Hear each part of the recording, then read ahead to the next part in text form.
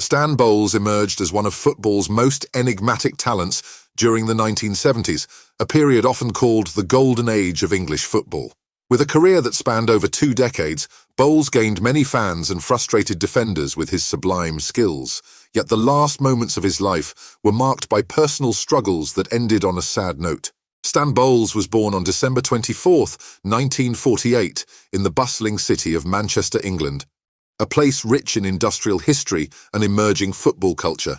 Growing up in a working-class family, Bowles's early life was framed by the post-war British context, characterized by economic challenges and a strong community spirit. His upbringing in Manchester, a city with a profound football heritage, naturally sowed the seeds of his future career. Football was not just a sport, but a way of life in the Bowles household and the wider community, offering a form of escape and expression for many young individuals like Stan. From an early age, Bowles displayed a natural affinity for the game, showcasing not just skill, but a distinctive style of play that set him apart from his peers. His early influences were the footballing legends of the time, players who graced the muddy pitches of England. The streets of Manchester and the local parks became the proving grounds for his talent, where he honed his skills, driven by a dream to make it as a professional footballer. Stan Bowles's professional journey into football commenced in his hometown, with Manchester City, where he started as an apprentice. His debut was nothing short of spectacular, scoring twice in each of his first 2 appearances, showcasing his natural flair and scoring ability early on. However, Bowles's early promise was met with challenges. The arrival of Francis Lee saw him sidelined, and he found it difficult to secure a regular spot in the team thereafter. During the 1967-68 season, as Manchester City clinched the league title, Bowles's participation was minimal, marred by off-field issues and a perceived indifferent attitude towards training. His relationship with the club became further strained following a disagreement with coach Malcolm Allison, which culminated in his limited playtime during the 1968-69 season.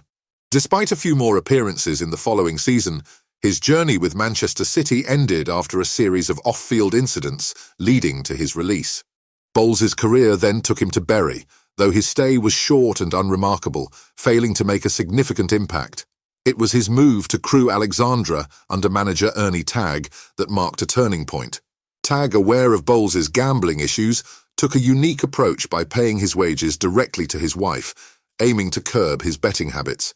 Despite the challenges, Bowles's talent on the pitch was undeniable. At Crewe, he found his form, scoring 18 goals in 51 league appearances, catching the attention of larger clubs with his performance. In October 1971, Bowles's career saw another upward trajectory as he signed with Carlisle United, a second-division club at the time. His tenure at Carlisle was highlighted by remarkable performances, including a hat-trick against Norwich City and a memorable victory against AS Roma in the Stadio Olimpico, where his skillful display, including keepy-uppies, left an indelible mark on the Italian fans. Stan Bowles's transfer to Queen's Park Rangers in September 1972 for £110,000 marked a significant chapter in his career. At QPR, Bowles stepped into the void left by Rodney Marsh, a revered figure at the club who had moved to Manchester City. Bowles embraced the challenge, taking over Marsh's iconic number 10 shirt without hesitation, a testament to his self-assurance and a cheeky nod to his own northern roots and purported unawareness of Marsh's legacy.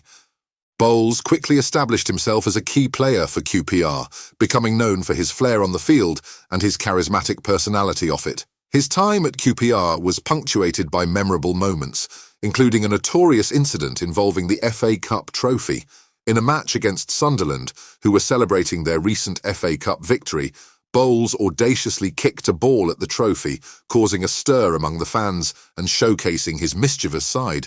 Despite the controversy, Bowles's performance in the game, scoring 2 goals and inciting a pitch invasion, cemented his status as a fan favourite and a player capable of blending skill with spectacle. During his 7 years at QPR, Bowles played a pivotal role in the club's most successful period, culminating in a second-place finish in the 1975-76 league season under manager Dave Sexton. However, his relationship with the club took a turn for the worse in 1979, following the arrival of new manager Tommy Docherty. A clash of personalities led to Bowles being relegated to train with the reserves, a period of professional exile that ended with his transfer to Nottingham Forest in December 1979. Despite the tumultuous end to his tenure, Bowles's legacy at QPR remains unmatched. A 2014 fan poll voted him the club's greatest ever player, and in 2022, the Ellerslie Road stand at Loftus Road was renamed the Stanley Bowles stand in his honour. Bowles's impact at QPR is a testament to his extraordinary talent and the indelible mark he left on the club and its supporters. Stan Bowles's move to Nottingham Forest in December 1979 brought him into the fold of a club experiencing a golden era under Brian Clough. Despite being part of the team that won the 1979 European Super Cup against Barcelona, Bowles struggled to find his footing. His relationship with Clough was strained, highlighted by Bowles ruling himself out of the 1980 European Cup final due to a disagreement over a testimonial match. Serving primarily as an understudy to Trevor Francis, the UK's first £1 million player, Bowles found his opportunities limited and left after making just 23 appearances in all competitions.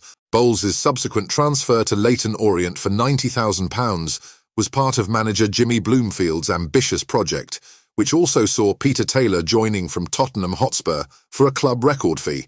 Despite the high hopes, the plan did not come to fruition.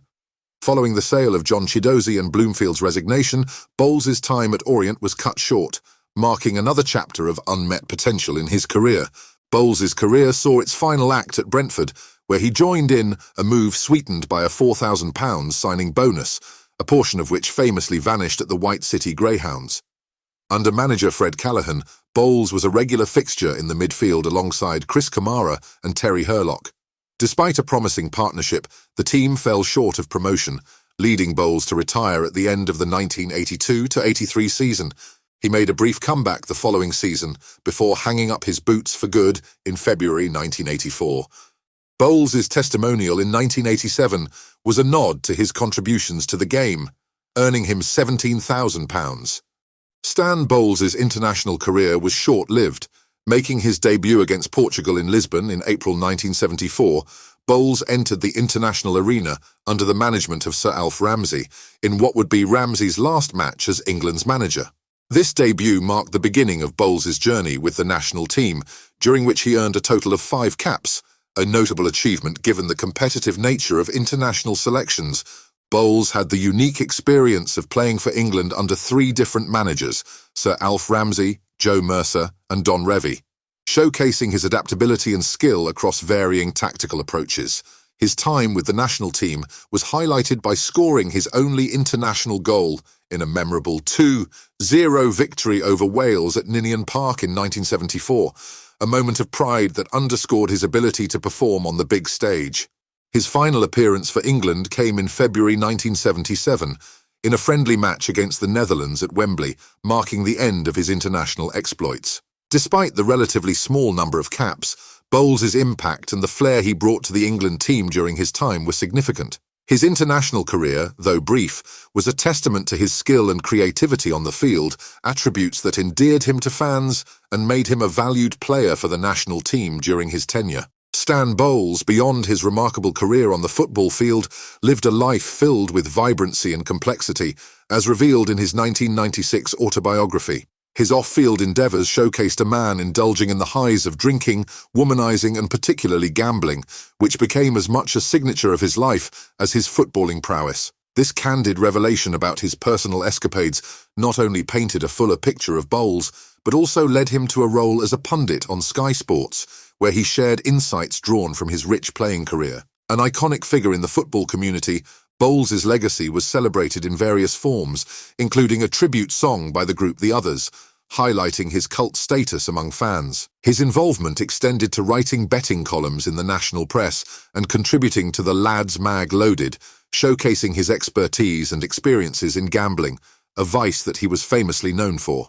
His gambling habit, however, had its consequences, leading to significant debts estimated at £750,000 over his career. Bowles's impact was felt off the field in other ways too. He was honoured as the life chairman of the Queen's Park Rangers LSA, Loyal Supporters Association, and was the personal favourite player of the legendary John Barnes, underscoring his influence on peers and fans alike. Despite the challenges, including a prolific gambling habit that shadowed his career earnings, Bowles remained a beloved figure in the football community. Tragically, in June 2015, it was reported that Bowles was suffering from Alzheimer's disease, a battle that brought his struggles and vulnerabilities into the public eye.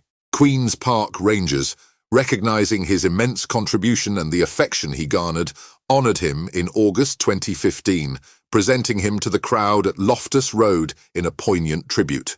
Further solidifying his legacy, QPR arranged a testimonial game in July 2017 against AFC Bournemouth and retired the number 10 shirt for the season, a number synonymous with Bowles' tenure at the club. These gestures reflected the deep respect and admiration for Bowles within the QPR community and the wider football world. Stan Bowles passed away on the 24th of February 2024 at the age of 75, leaving behind a legacy that transcended his footballing achievements. Survived by his second wife, Diane Bushell, and his children from his first marriage, Bowles' life story is a testament to the multifaceted nature of sports heroes, whose influences and memories extend far beyond the playing fields.